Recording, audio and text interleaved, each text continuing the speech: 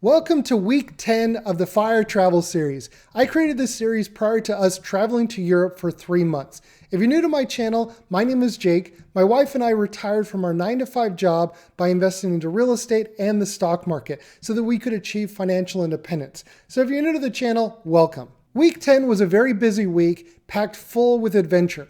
We started the week in Dusseldorf, a neighboring city of Cologne. The Altstadt, or the old city of Dusseldorf's downtown, is one of my favorites in all of Germany. I love walking along the Rhine River and people watching. Yes, I said people watching. I'm not European, but I love to people watch in Dusseldorf. The old town is such a great place to walk and enjoy all this historic city has to offer. Walking downtown the Königsallee, or in English, the King's Path, it will make you wish you had more money. Dusseldorf is one of my favorite cities in Germany to take the day and just explore the city. This is saying something because I'm usually not a big city person. You know, Dusseldorf and Cologne, they have kind of a rivalry. They don't really like each other. They're not the biggest, of friends. And I remember years ago when I was in Dusseldorf, I was in this little antique shop or this little hole in the wall kind of place where they had different things, mostly specific to Dusseldorf. And I stumbled upon this book and it said, everything that you need to know about Cologne. And I thought that was really weird. There was a book about Cologne in Dusseldorf. And then I opened it up and the entire book was blank. It was completely blank. Oh, it was hilarious. I still remember that was I want to say that was 15 years ago. And I still remember laughing my butt off just when I saw that. Everything that you need to know about Cologne, and it was just empty. The pages were empty. We then made our way north to the city of Ribe or Ribe. I'm not quite sure how you pronounce it. Ribe. My wife calls it Ribe. I call it Ribe, just how it's spelt in English. We went to Ribe, Denmark. I'm fascinated by Viking culture and history.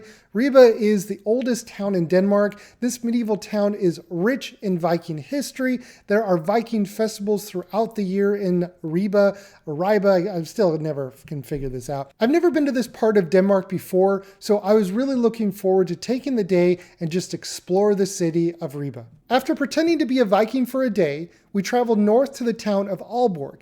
In Aalborg, we got to explore more Viking history and eat local food. We ended the week by traveling to the most northern point of Denmark to the town of Skagen. Here you can see the most northern point of Denmark. My wife is from northern Germany and always wanted to visit this town and go to the tip of Denmark. And speaking of my wife being from northern Germany, in next week's video, we make our way south to the town where she was born. But more on that in next week's video. Someone asked the question, what is the investing advice I would give my younger self? When I look back on my own experience, there was a lot that I struggled with. And I guess if I were to have to narrow it down, I would say, don't wait for things to work themselves out magically. Take action. You can't simply sit back and wait for something to happen. You have to make something happen. Now, when I look back at my own life, in my own experience, this is the case in almost every aspect of my life. When I think about going to school or getting a job or even personal relationships, if I wanted something, I had to work towards it. And if I just sat back, and waited for something to happen, more times than not, nothing happened. And when I hear myself say that out loud, it almost makes me feel like, well, duh, obviously that's the case. But the reality is, I spent so much of my younger years with the mindset that things would just work themselves out on their own. And the reality is they almost never did work themselves out. I had to do something or put something into motion to get the outcome that I wanted. So this could apply to many things in life. You don't wait for your finances to sort themselves out. You take action and sort them out now or work towards sorting them out. So I guess how this could, be implemented is don't sit idly by, waiting to be saved. I love the analogy of the person drowning in water, unable to help himself. Don't be that person in the water drowning, screaming for help, waiting to be saved.